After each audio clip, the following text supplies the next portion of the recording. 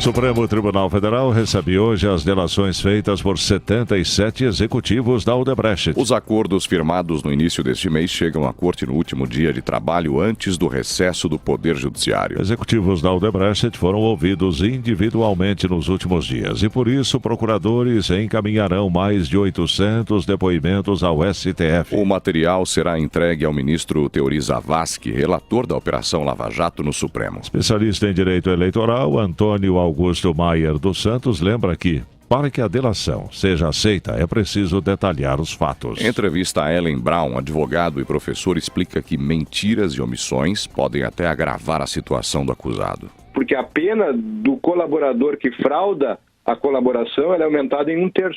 Ele tem que pormenorizar datas, locais, quantias, pessoas que participaram disso, elementos absolutamente diretos atrelados ao fato criminoso.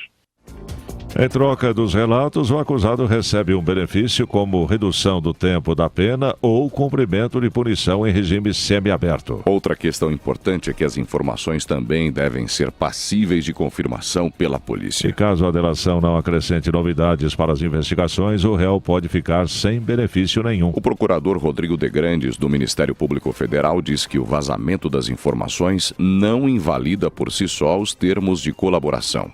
A questão do vazamento ou da preservação do sigilo é prevista no próprio acordo pelas partes, mas isso, por si só, não invalida a prova que é obtida através de um acordo de colaboração premiada. Então, juridicamente, o efeito do vazamento é exclusivo em relação à eventual ação de responsabilização por dano moral ou exposição da imagem, mas a prova obtida em si é perfeitamente válida. A delação de executivos da Odebrecht tem deixado muitos políticos em alerta. Em Brasília, os depoimentos podem afetar até o presidente da República, Michel Temer. Isto porque um delator teria relatado ao Ministério Público Federal repasses da Odebrecht para o Caixa 2 da campanha de Dilma e Temer em 2014. Segundo esse depoimento, citado pelo jornal Estado de São Paulo, a chapa da petista e do PMDBista recebeu 30 milhões de reais não contabilizados. Agora, o vazamento à imprensa também não anula as delações, não anula. Né? Muitos especialistas também falam nessa questão, né? Isso, eu vi também alguns especialistas tratando desse assunto no fim de semana. Agora, o que chama atenção é que são 77 delações, 800 depoimentos, o que dá cerca de aproximadamente 10 depoimentos por cada delator, né? Agora, o que não dá para entender... a homologação deve ser feita, alguns acham que não vai ser possível ser feita ainda antes das férias forenses, aí só Deus sabe quando. Vai ser para o Natal do ano que vem. Do ano que vem.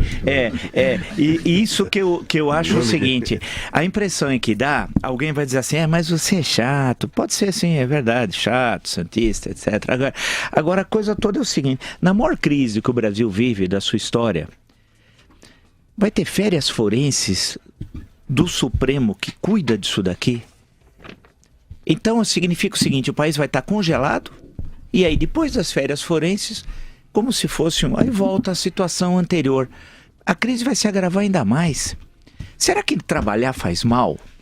Será que o espírito do Jaiminho contaminou o Brasil? O nosso Jaiminho aqui contaminou o Brasil? Porque pensa o seguinte, não é possível, não pode ter um fato excepcional de falar o seguinte, nesse caso, nós vamos continuar trabalhando, será que faz mal trabalhar 2 meses, agora vai morrer se trabalhar o final de dezembro, janeiro e fevereiro?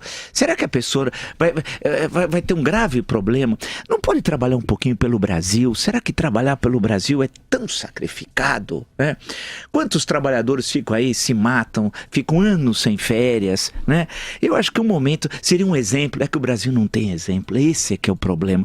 Seria um grande exemplo de mostrar que as pessoas vão falar o seguinte, olha, o ministro Teori podia dizer o seguinte, o ministro Teori fala, olha, eu vou continuar trabalhando, meus assessores também aqui, depois tira férias lá na frente, não tem problema. Ninguém quer superexploração da força de trabalho, para usar um conceito marxista, ninguém quer isso, né? Quer que o sujeito trabalhe, faça, homologue, dê os passos todos iniciais e toque a bola. Aí vai dizer assim, não pode, aí vão inventar alguma questão legal.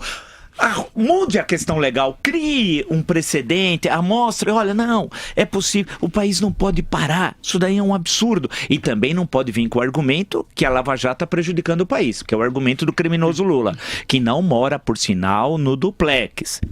Ele mora no Parque Anchieta. Né? Os 6 milhões daquela casa, eu sei quem comprou, o cara do asfalto, que já morreu, a filha tá no litoral sul, todo mundo sabe em São Bernardo, onde ele mora o criminoso, né? O Luiz Inácio Lula da Silva. Então não vai dizer, como ele diz, o criminoso dizendo assim, que apurar a corrupção prejudica a economia. Ele que é o maior ladrão cafajeste da história do Brasil. Então o que a gente quer é que o Poder Judiciário, que qualquer pessoa, em qualquer país sério, ele continuaria o seu trabalho. No Brasil vai parar.